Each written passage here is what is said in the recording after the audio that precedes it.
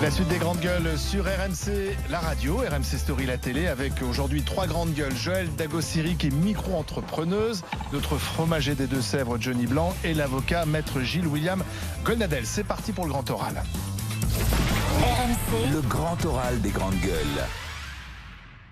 Marion Maréchal, bonjour. Bonjour. Bienvenue dans les grandes gueules. Merci. Hier, Olivier Véran, le ministre de la Santé, a décidé brutalement de refermer les restaurants et les bars à Marseille, enfin pour la métropole ex-Marseille, à partir de samedi. C'est brutal, mais est-ce que c'est pas nécessaire ? Écoutez, moi je marche sur des œufs parce que j'ai le sentiment qu'il y a une forme de sanitairement correct un peu qui s'est installée dans le débat. Il est très difficile de rompre le consensus et on a le sentiment qu'il faut toujours adhérer à des mesures de plus en plus drastiques au prétexte de la défense, enfin de la minimisation du risque. Moi, je vous cache pas que je suis plutôt dubitative. Je suis pas médecin, je suis pas spécialiste, mais quand je confronte l'espèce de course à l'échalote de mesures de plus en plus contraignantes et en parallèle les chiffres factuels que je regarde comme tout le monde, des taux de réanimation et de mortalité, c'est vrai que j'ai un peu le sentiment, peut-être mal placé, je ne sais pas, d'une impression de vouloir faire oublier tous les errements et manquements graves qui ont eu lieu et au moment du pic de la crise. Et donc d'aller toujours plus loin et avec un autre sentiment assez désagréable de ne pas avoir la certitude qu'on est plus préparé aujourd'hui qu'on ne l'a été véritablement il y a 6 mois. C'est vrai, aujourd'hui on a des masques à des tests, alors toujours pas fabriqués en France, en tout cas très partiellement. Mais est-ce que vraiment on a le sentiment d'une organisation réelle sur la gestion de ces tests précisément ? J'en suis pas sûre, vu les délais et vu les afflux de toute personne de manière inconsidérée. Dans la gestion justement de l'organisation des hôpitaux, j'en suis pas certaine non plus. Dans la manière dont on gère aussi nos frontières et les entrées des personnes étrangères potentiellement contaminées, j'en ai pas le sentiment non plus. Voilà, donc c'est vrai qu'aujourd'hui... Donc on donne le sentiment de bien gérer alors que... il y a des lacunes et on en ferait trop aujourd'hui parce qu'on n'en a pas fait assez avant ? Oui, je pense qu'il y a un peu de ça. J'ai aussi le sentiment, moi j'ai du mal à comprendre pourquoi soudainement on laisserait entendre que les restaurateurs pourraient être responsables des contaminations, puisqu'objectivement, je pense que la plupart des restaurateurs de France, l'immense majorité, ont respecté ces protocoles pour le moins abscons de manière tout à fait exemplaire. Qu'est-ce qui fait qu'à 20h50 ça n'est pas dangereux et à 22h ça le devient ? On est une espèce de course aux couleurs. Alors maintenant on a le rouge, l'écarlate. Alors quand c'est fuchsia, maintenant à 20h50 on vend de la bière et pas du rouge. Enfin, franchement, ça devient complètement illisible. Donc oui. Vous ne seriez pas suédoise. Peut-être le côté la blondeur, pas seulement manifestement. Mais non, moi pour être honnête, j'ai un petit peu du mal à adhérer à tout ça et je trouve que c'est éminemment dangereux d'avoir dans le même temps donc un plan de relance qui se veut extrêmement ambitieux. Tout en ayant des contraintes sur l'économie réelle qui deviennent absolument drastiques. Les restaurateurs sont un peu le bouc émissaire de cette crise ? En tout cas, c'est eux qui vont en payer le plus durement probablement les conséquences. Et d'ailleurs, eux-mêmes disaient qu'ils étaient aussi confrontés à des aléas dans la manière de contrôler les protocoles en question. Il y avait des fermetures administratives qui paraissaient pour le moins excessives. Donc c'est vrai que je trouve je trouve ça assez malsain l'idée de dire il y a d'un côté ceux qui veulent défendre la vie, protéger les gens, voilà, ce qui est évidemment tout à fait légitime et je pense que tout le monde adhère, et de l'autre, les salauds qui pensent qu'à l'économie et au business. Malheureusement, c'est pas comme ça que se présente la vie. Enfin, je veux dire, quand vous devez gagner votre pain avec votre boulot, que vous devez payer votre loyer, que vous devez payer l'éducation de vos enfants, c'est aussi vital d'une certaine manière. Donc vouloir confronter les deux comme deux choses qui ne s'entrechoquaient pas, ça me paraît assez basique et un peu limité comme manière de raisonner. Vous partagez la colère des élus marseillais et du Sud, vous qui avez été député du Sud, est-ce que vous comprenez ? Parce qu'il y a derrière cette colère, on entend bien le sentiment qu'une fois plus Paris stigmatise Marseille, impose des règles à Marseille plus dures qu'ailleurs. Je comprends tout à fait que le maire, la maire en question et le président de région, en l'occurrence Renaud Muselier, soient absolument outrés de ne pas avoir été associés aux concertations. Enfin, je veux dire, s'il y a bien un moment où on aurait dû tirer des leçons dans la crise sanitaire du besoin de subsidiarité, ça veut dire d'être capable aussi de se concerter, de réfléchir et de décider en local, c'est bien au moment de la crise sanitaire. Quand on voit l'indigence totale qui a été celle des agences régionales de santé, qui ne sont pas des agences régionales en fait, qui sont simplement des préfets de région de la santé, donc qui appliquent les décisions de l'État parisien, oui, je pense que là-dessus, on aurait dû avoir la démonstration que Paris ne devait pas imposer ses décisions du haut. Surtout que manifestement, et une fois de plus, je pense avec beaucoup de précautions, il n'y a pas tout le monde ne s'accorde pas sur le fait qu'il y ait une véritable situation de crise dans les fameux services en réanimation c'est pour consacrés l'éviter au aussi. Covid. On anticipe, on essaye d'anticiper ce qu'on n'avait pas fait avant. Ce qui est paradoxal, si vous voulez, C'est qu'on sait aujourd'hui qui sont les personnes à risque, manifestement. Plutôt des personnes âgées, des personnes avec certaines pathologies, obésité, problèmes cardiaques. Donc à un moment donné, pourquoi aussi le travail de prévention, de protection ne s'adresse pas d'abord pour ces personnes-là, plutôt que de mettre... Enfin, je le dis plus simplement, mais c'est-à-dire que moi aujourd'hui, je suis une femme de 30 ans, j'ai une fille de 6 ans. Je veux dire que je sois confrontée au Covid ou que même que je l'attrape, j'ai 99,9% de chances de ne développer aucune forme grave, voire même de ne pas avoir de symptômes. Le problème, c'est si je vais aller embrasser ma grand-mère de 86 ans, si vous voulez. Voilà, donc il y a peut-être un travail un peu plus fin à faire qu'une espèce de mesure comme ça, complètement généralisée et faite un peu à l'aveugle selon les secteurs. Alors, on reçoit celle qui trouble la droite ou qui veut troubler la droite. En fait, on se pose la question, Marion Maréchal, à quoi joue-t-elle? Je trouble la droite. Non, alors je ne joue pas déjà. Parce que vous l'avez dit chez Jean-Jacques Bourdin, vous n'êtes pas candidate à l'élection présidentielle de 2022. Je le vois bien. Alors, à quoi jouez-vous? Alors moi, je ne joue pas déjà. J'ai tenu un propos qui n'était pas du tout un propos de règlement de compte personnel, voilà, qui était un propos juste stratégique et politique, qui n'aurait dû surprendre personne, puisque c'est un propos que je tiens déjà depuis. Vous avez dit que Marine Le Pen ne peut pas gagner en 2022 seule. Non, mais même au-delà de ça, le fait que je tiens depuis que je suis députée, c'est-à-dire que je considère que aujourd'hui, vu les circonstances, il serait judicieux de ne pas s'enfermer dans des logiques exclusivement partisanes, mais d'être capable d'identifier, de travailler au cas par cas avec des gens avec lesquels on partage un certain nombre de fondamentaux, notamment chez LR, principalement chez LR en ce qui me concerne, je pense. Et que voilà, et que je pense que c'est la condition de la victoire possible dans un travail de coalition. Mais le rassemblement, il se décrète pas. Il faut l'incarner, il faut le faire vivre, et il faut que les gens aient envie de se rassembler. Est-ce que vous pensez qu'il y a une partie de LR, une partie de la droite, qui a envie de se rassembler avec le RN? Enfin voilà. Il se veut déjà. Encore faut-il le vouloir. Encore faut-il admettre qu'on a suffisamment de points communs ensemble, et encore faut-il l'organiser. Enfin moi, par exemple, je voyais ce matin, je l'ai découvert comme vous, mais que manifestement Robert Ménard est en discussion avec la maire de Montauban pour les élections régionales, mais très bien. Je veux dire, manifestement, la maire de Montauban, elle fait partie des gens qui, chez LR, pour le coup, sont des gens qui partagent beaucoup avec Robert Ménard, qui gèrent bien sa ville. Je préfère cela plutôt que d'imaginer que sous prétexte de petites compétitions partisanes, on se retrouve une fois de plus avec des régions qui sont tenues par la gauche. Mais qui pour incarner ce rassemblement? Là, en l'occurrence, c'est pas à moi qu'il faut poser la question, c'est à ceux qui partent aux élections présidentielles. Mon propos, il s'est tenu simplement à cela. Dire le rassemblement, il commence déjà dans le parti.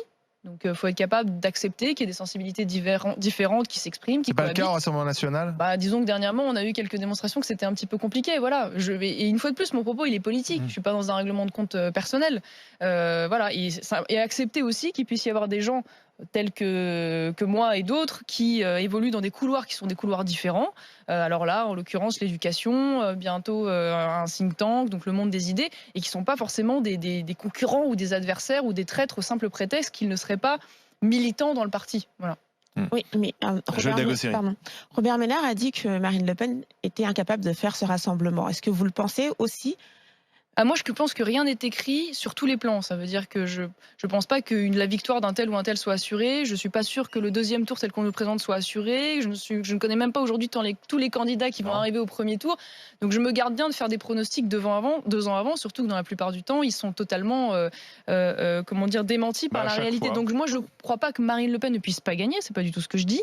Mais je crois qu'il va y avoir des conditions à mettre en place pour cela. Elle ne peut pas gagner toute seule. Voilà, j'ai dit, le RN, d'ailleurs, je l'ai toujours dit, est indispensable. On ne peut pas faire sans, on ne peut pas faire contre, mais il faut aller au-delà. Enfin, ça paraît être une évidence pour tout le monde d'une certaine manière. Pardon, mais la dernière fois, Marine Le Pen s'est associée à Nicolas Dupont-Aignan, donc une partie de cette droite.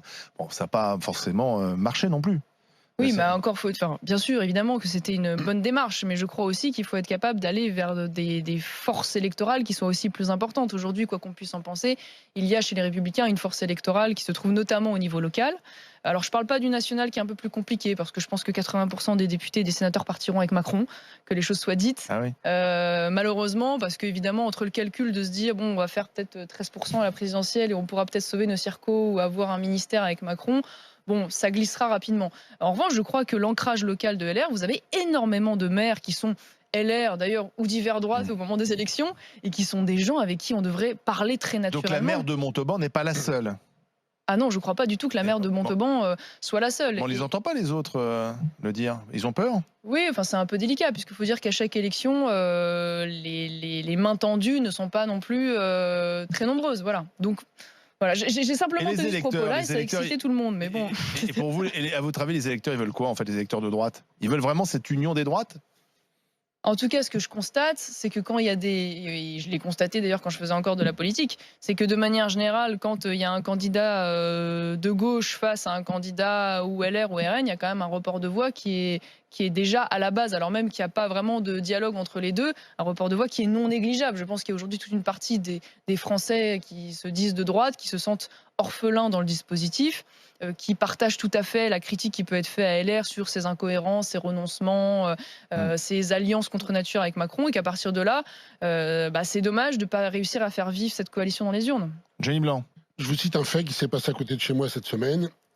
Un homme de 31 ans viole une mamie de 74 ans, lui vole sa voiture, prend cette voiture, arrive dans un village à côté de chez moi, enlève une gamine de 9 ans, la viole.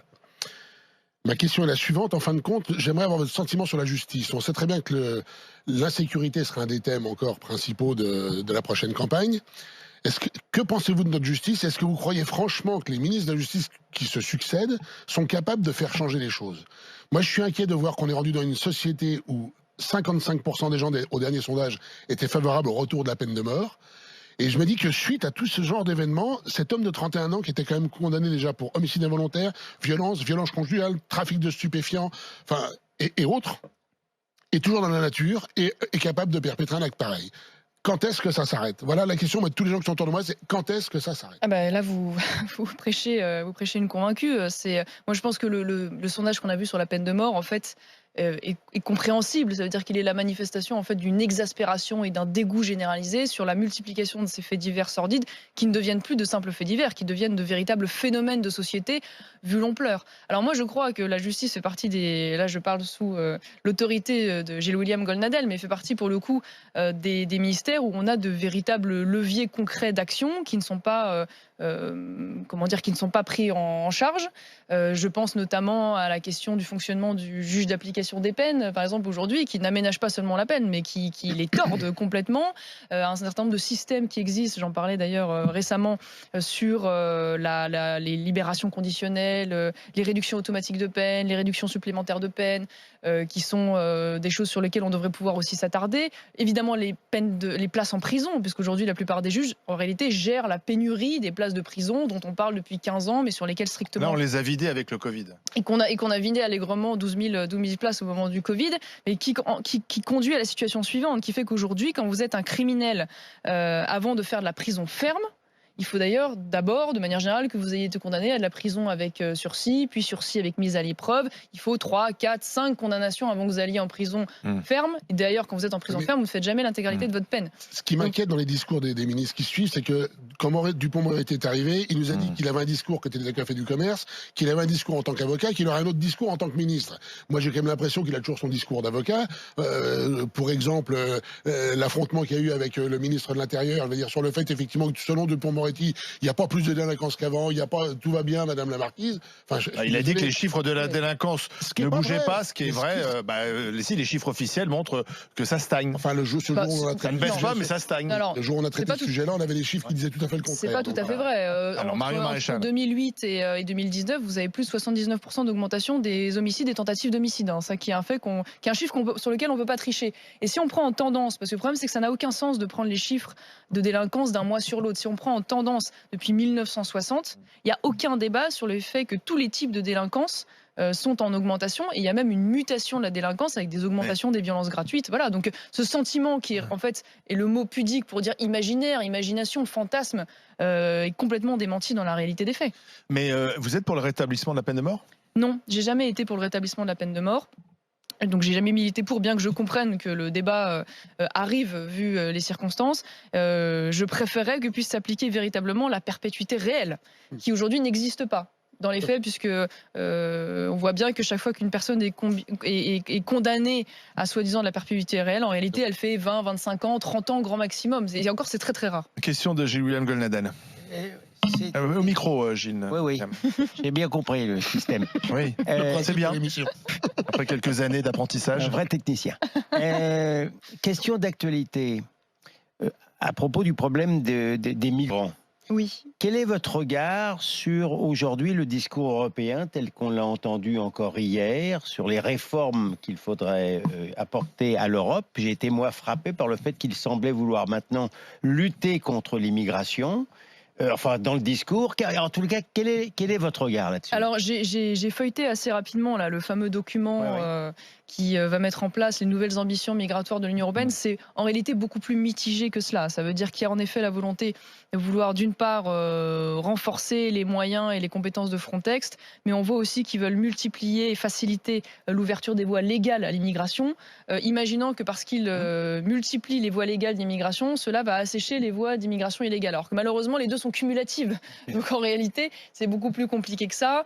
Ils veulent d'ailleurs essayer d'uniformiser le système des migrations européennes. On voit bien d'ailleurs qu'ils ne cherchent pas à véritablement restaurer les frontières puisqu'ils mettent en place un système de solidarité entre les pays. Ça veut dire que maintenant, et d'ailleurs c'est la Hongrie qui a obtenu ça, c'est-à-dire on n'oblige pas les pays à accueillir les migrants qui arrivent en Europe en répartissant, mais on autorise des pays à dire « Ah bah nous on veut pas en accueillir, mais on donne des moyens financiers à ceux qui vont les accueillir à notre place ». Sachant que les candidats ne sont pas très nombreux, je crois qu'il y en a à peu près 8 aujourd'hui dont la France, et à mon avis ils seront de moins en moins nombreux. Donc vous voyez, c'est une espèce d'imposture qu'est-ce qu'il faudrait faire en fait?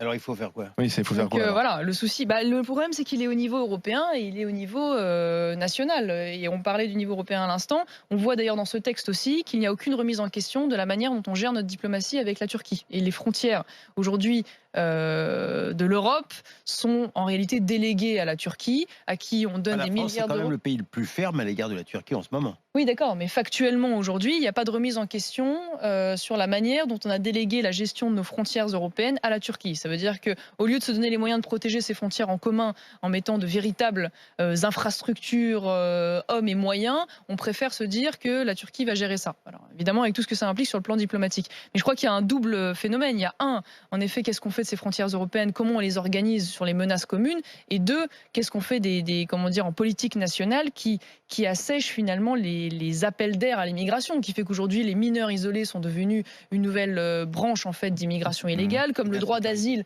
a été totalement dévoyé et d'insécurité, totalement dévoyé de son esprit initial. On se dit quand on fait le droit d'asile, on va accueillir des penseurs persécutés, mais aujourd'hui c'est plus du tout ça. En réalité, la majorité des demandes d'asile sont déboutées et une infime minorité des déboutés sont vraiment... Mais est-ce qu'on continue d'accueillir des migrants qui frappent à nos Et alors portes? là, j'y reviens, parce que vous me dites qu'est-ce qu'on fait? Non, mais qu'est-ce qu'on fait précisément dans ce texte de la Commission européenne? Il est acté que dorénavant, il sera obligatoire d'aller systématiquement chercher les navires de migrants qui arrivent de manière illégale. Donc voilà encore un levier qui est intéressant. Si systématiquement, au lieu d'aller chercher ces navires dont la venue est organisée par de véritables mafias, on les renvoyait au port d'origine à chaque fois, on contribuerait, oui, évidemment, à démotiver la plupart des gens qui souhaitent venir. Donc si vous voulez, c'est un ensemble de mesures, mais qui va se faire contre l'idéologie européenne pour le coup. Moi, je voudrais parler un peu de vous. Marion Maréchal, vous dirigez une école. Oui. Vous n'avez plus de mandats électoraux. Ça ne vous intéresse plus d'aller vous confronter à l'élection? Non, c'est pas que ça m'intéresse plus, c'est que je pense et j'espère être utile là où je suis aujourd'hui. On a créé cette école l'ICEP à Lyon, puis en Espagne, parce qu'elle répondait, je pense, à un vrai besoin de liberté d'enseignement et d'expression, qui est aujourd'hui largement mise à mal dans les universités et les grandes écoles françaises. On parle souvent, vous avez des idéologies indigénistes, racialistes qui ont été au cœur de l'actualité avec l'affaire Assa Traoré. Faut savoir que beaucoup d'universités et de grandes écoles en sont les incubateurs, véritablement. Donc il y a un vrai sujet, à mon avis, de fond là-dessus. Donc c'est un combat qu'on a essayé de mener de manière très concrète. Et puis aujourd'hui, dans le monde des idées, parce que j'ai aujourd'hui une liberté et un réseau qui me permet d'aller au-delà du réseau qui avait été le mien quand j'étais encore dans un parti et quand j'étais encore députée. Et je vous donne un exemple très concret pour parler du sujet de l'écologie qui est au cœur de l'actualité. Moi, je prends les écolos et les verts extrêmement au sérieux. C'est-à-dire que j'ai vu dans les discours les tendances qui considéraient à vouloir les tourner en dérision, ils sont fous, ils disent des conneries, enfin ce qui est tout à fait vrai d'ailleurs, et donc à partir de là, que de toute façon ils se dégonfleraient assez naturellement du fait de leurs excès. Mais il faut quand même voir une chose, c'est que ces gens-là qui étaient totalement marginaux il y a 10 ans, aujourd'hui sont à la tête d'un certain nombre de grandes villes, et demain ils seront les ministres de nos enfants, s'ils ne sont pas de nos ministres à nous, et ils interdiront le Tour de France. Chez les écolos, alors certes, la rivale de mais ce que je veux dire, certes, il y a des polémiques, ça sapin de Noël, etc. Mais enfin, il y a aussi des vraies revendications et des vrais souhaits des citoyens. C'est ça d'ailleurs que je parle des Verts en réalité plus que de l'écologie en tant que telle. Ce que je veux dire, c'est que c'est pas un procès sur l'écologie du tout. Au contraire, ce que je veux dire, c'est que ces gens sont à prendre extrêmement au sérieux parce que derrière leurs provocations et les polémiques en effet stériles, ce sont des gens qu'il faut combattre non pas par la dérision ou par le fait de les balayer d'un revers de main parce que c'est ridicule. Il faut les prendre pied à pied sur le plan idéologique. Parce que la réalité, c'est que la question écologique, c'est pas du marketing tel qu'il l'a pratique aujourd'hui, c'est un sujet technique. D'accord, mais quelle est l'idéologie d'Europe Écologie Les Verts ? C'est un mélange. Alors déjà, si on parle sur les sujets sociétaux, il faut savoir que moi je considère que c'est une forme de socialisme 2.0, c'est une espèce de mutation en fait du socialisme qui repeint en vert, qui derrière le consensus écologique va porter des revendications communautaristes, proches d'ailleurs d'un certain nombre de réseaux de l'islam politique, sans vergogne, qui sont des militants actifs contre notre terroir, contre nos traditions, contre notre héritage. Ils font partie, d'ailleurs, on parlait de laxisme judiciaire, ils font partie totalement de cette espèce d'idéologie qui veut que finalement le criminel est toujours la victime de la société. Du gauchisme relouqué. Oui, c'est une espèce de gauchisme, mais extrêmement radical. D'accord, mais quand un citoyen veut voter pour ses convictions écologiques parce qu'il estime qu'il faut agir plus rapidement contre la pollution, contre le réchauffement climatique, il vote Europe Écologie Les Verts. Il ne vote pas le Rassemblement National, il ne vote pas Macron, il ne vote pas... Donc, tout à fait. Alors qu'est-ce qu'on fait ? Et c'est bien. Qu'est-ce que vous faites c'est tout à fait le sujet. Pour les convaincre ? Aujourd'hui, je pense qu'en réalité, tout le monde a envie de manger des tomates qui ont du goût, de respirer de l'air pur et de ne pas avoir des vêtements pollués. Et donc, à partir de là, il est parfaitement anormal que ce sujet de l'écologie ne soit pas développé de manière efficace et non idéologisée. On peut être de droite et écolo ? Mais bien sûr, à droite au sens très large. Parce qu'en fait, le problème, c'est que l'écologie est un sujet trop important pour le confier à EELV. Exactement. Mais pourquoi la droite serait convaincante sur ce sujet ? Parce que normalement, traditionnellement, historiquement, c'est plutôt une forme de conservatisme, si je puis dire. L'écologie, c'est le fait de conserver ses territoires, ses terroirs, ses écosystèmes. Donc le côté réactionnaire de l'écologie pourrait convaincre la droite. Mais en tout cas, historiquement, et philosophiquement, intellectuellement, ça se justifie parfaitement. Par ailleurs, pardon, excusez-moi, je vous ai coupé. Pardon. Non, je disais, est-ce que ça s'accorde bien avec le libéralisme, l'écologie ? Parce que quand vous dites que ça peut être pris par la droite et que ça doit transcender un peu les partis politiques. Est-ce que ça se confronte pas au libéralisme ? Je suis pas sûre que ça puisse être pris. Je vois tout à fait ce que vous voulez dire. Alors le souci, c'est de s'accorder sur le mot libéralisme, parce que personne ne met la même chose derrière ces mots. Je dirais peut-être sur la mondialisation. Voilà. Alors en fait, de manière générale, quand on parle de libéralisme, on renvoie souvent ça au néolibéralisme ou ultralibéralisme. On renvoie souvent ça à la fin, à l'abolition des frontières, la dérégulation et tout. Moi, je me reconnais pas du tout dans ce libéralisme-là. Le libéralisme, pour moi, c'est moins d'État à l'intérieur des frontières et plus d'État à l'extérieur. Donc, ça ne veut pas dire qu'il faut dénier à l'État tout rôle. Et donc, je pense que c'est parfaitement compatible. Et je crois au contraire que la réponse écologique, elle passe pas par des espèces de conglomérats, de grandes réunions internationales qui n'aboutissent jamais à rien. Elle commence d'abord en local, au national, de manière extrêmement concrète, sur la gestion de l'eau, sur la gestion des forêts, sur l'organisation du territoire, sur la défense de nos écosystèmes, avant de d'abord raisonner au niveau international et mondial. Et comme c'est des sujets techniques, il faut y apporter des réponses techniques, donc ça demande un peu de rigueur, ça demande un peu de travail, et ce sera plus efficace, je pense, que les grandes postures marketing des Verts. Marion Maréchal, l'écolo, donc ce matin dans les grandes gueules. Merci d'être venu dans le Grand Oral. On va se retrouver demain à 9h sur RMC.